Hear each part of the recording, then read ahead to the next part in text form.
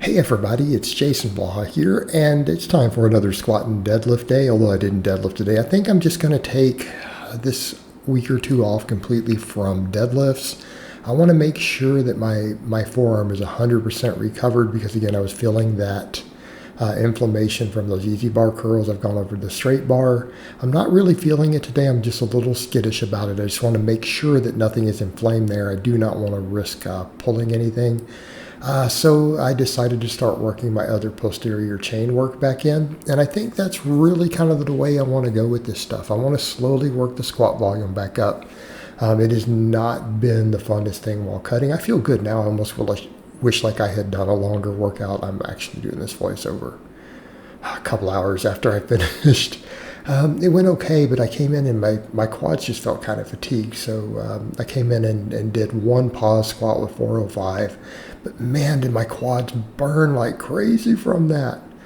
So I put 315 on, did a couple sets of 10, and just did posterior chain and ab work. So I kind of want to see how that feels. I'm going to ease all that back in. I'm going to slowly bring these volumes up. But I've got to work the posterior chain and ab stuff in. So that's the only reason the squat volume isn't going up. I'm just holding it kind of constant for just a bit. Continuing to work on these Olympic style squats. And again, the quad pump is pretty solid. You guys will see at least from that one snapshot. When I step back off from under the bar, I'll put that up later. Yeah, the quad separation is starting to appear. Body fat's coming along. I'm at 217 now, pretty consistently up in the 217s. And like I said, so I'm down about 11 pounds, and I think I'm going to take it down to about 200. I want to just maintain muscle the best I can. I might be able to recomp a little and put some muscle on in some of the areas for muscle memory, and that's going to be part of the plan. But I think the thing is, as I get leaner, I'm going to look bigger anyways. There are already people who are like, man, you look bigger. I'm like, I'm 11 pounds lighter. Trust me, I'm not bigger. But the squatting felt decent. So after that, I decided to mess with just supersetting my glute ham raise. And I'm taking it to a harder setting, and I'm not going all the way to where I'm turning it into a hip hinge. Also, I'm trying to just work hamstrings. And I used to do that, and I was deadlifting up in the 600s when I was using that as a main hamstring builder the way I'm doing it. I switched over last year to trying to add a hip extension component to it. All right, I switched over to that, and and I think that's when the cramping and stuff started getting more intense. But I felt my hamstrings really effectively just what I did. It actually felt difficult. So the setting I'm doing now, I'm doing like 5 and 6 reps. I did it on an easier one. I did 12, and then I did a couple sets. I did one to where it felt too hard on the hardest possible. So I took that one off the vlog. Even 5 to 6 reps, I'm like, there was a time when I did 5 sets of 20 that way. Now, there can be some detraining, but I do look at that and go, that's kind of the sort of performance I need that back up to. Okay? Because I'm a little worried my hamstrings without it are going to regress some, and they're probably too critical to my overall development. I've had also some funny stuff. Some people try to give some advice on loose skin. I'm sorry, guys, you don't have the experience. I'm just going to call it like it is. I've had a lot of experience dealing with this. I'm aware of things different experts try to say, and no offense to people, but what you're saying is not on point.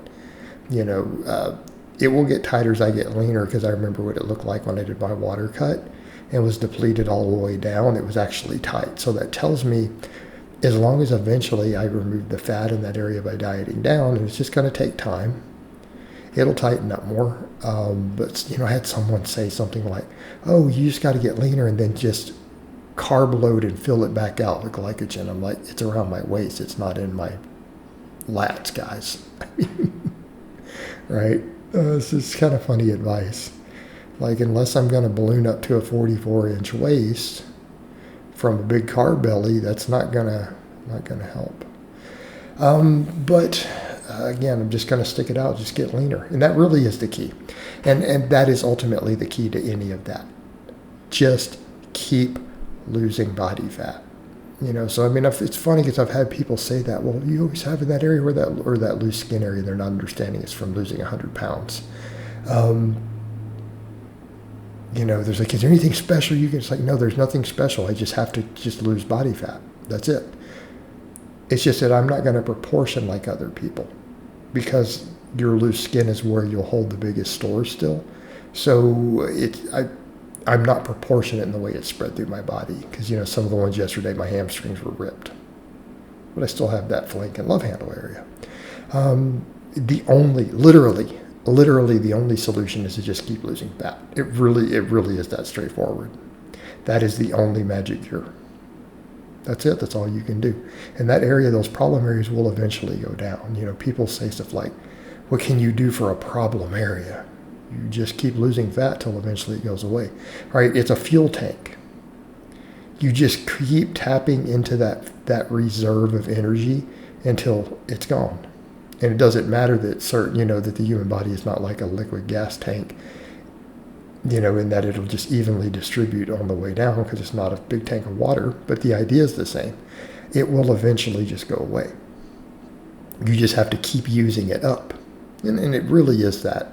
That's all there is to it. There is no other trick. There's no magic. Now, if I keep my protein intake really, really, really, really high, that'll help with the collagen synthesis in. Right? There's stuff I can also take later as I get leaner that may help, if I were inclined to do that. So I'm just going to keep getting leaner, right? But the hamstring work, this stuff lit me up today. So I did that. I did my hanging leg raises, which I now do these with no slings, right? And I've got my shoulder health and everything on point enough to do that. It adds extra grip work. So it just adds to my total grip work. And this actually makes it a valid deadlift accessory, And I'm just trying to get better at these. Obviously, I want to improve. I'd love to be able to do them with straight legs, but I can't. I have some hamstring flexibility with that on top of it. So I just do the best I can with it. But the thing is, it lights my abs up. I get a hell of an ab workout. And then I finish up with one high rep set of reverse hypers. So the reverse hypers and glute ham raises have always been staples for me. They've built my deadlift. And I took them out for a little while to mostly just do barbell work, but I do need to work them back in. I think it would be wise. The one machine I ever use is the reverse hyper at this point. The glute ham raises are really a great body weight exercise. They still fall even with what I've been talking about, barbell plus of body weight movements is really phenomenal. So again, the workout was a little bit brief, but I got good pumps on all of it. I want to not go overboard adding this stuff back in. I don't want the hamstrings to cramp, but I will work the workloads up over time, again on the lower body, particularly as I get used to the cut. All right, guys, but that's really all I have to say on that today. I hope it's been informative, and I'll talk to you guys next time.